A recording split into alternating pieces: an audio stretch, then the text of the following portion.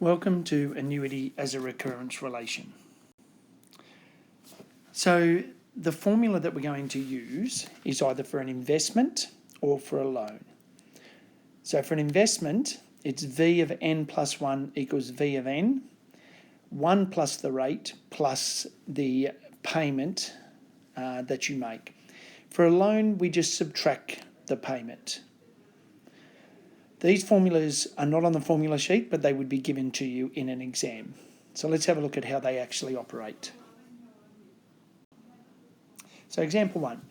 Terry's going to make an initial deposit of $1,000 at a rate of 5% per annum, compounding yearly, and then he's going to add $100 at the end of each year.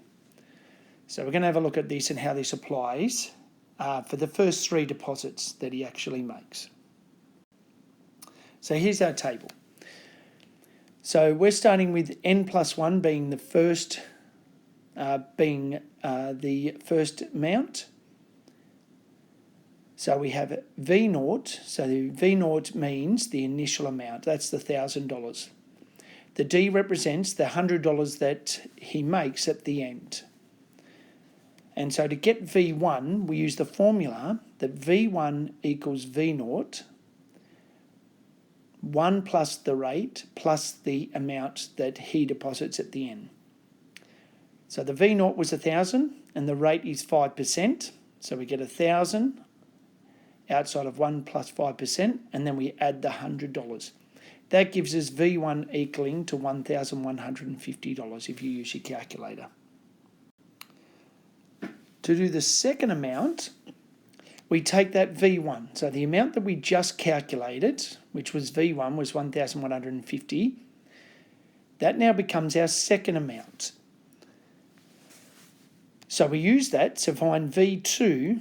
We use what V1 amount was times 1 plus the rate, and then we add the deposit at the end. So V2 is equal to 1,150 times 1 plus 5%, and then you add the 100. Giving us $1,307.50. So to work out V3, we take the V2 amount and put it into our formula.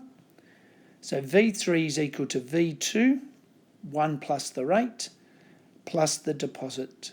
So V3 is $1,307.50, which was V2's amount, times 1 plus 5%, plus the $100. Giving us V3 is $1,472.88. And you can see that's completed our table. Thank you.